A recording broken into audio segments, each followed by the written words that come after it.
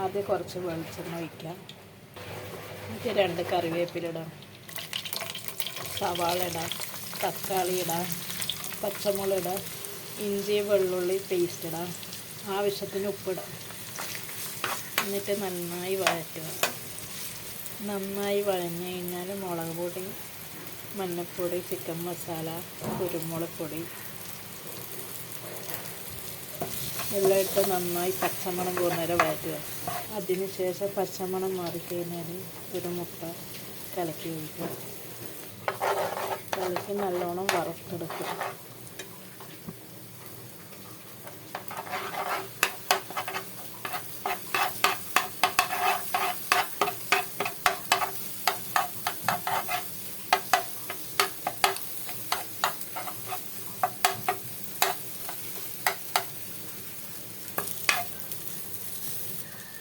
എന്നിട്ട് പൊറോട്ട മുറിച്ചിടാം.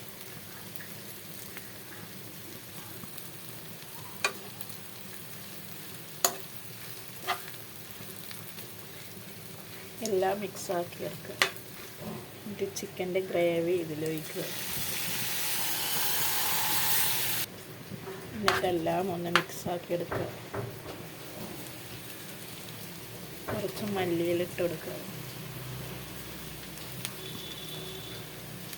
ഇനി പാത്രത്തിലേക്ക് സെർവ് ചെയ്യുക. നിങ്ങളൊന്ന് ഉണ്ടാക്കി വെക്കണേ.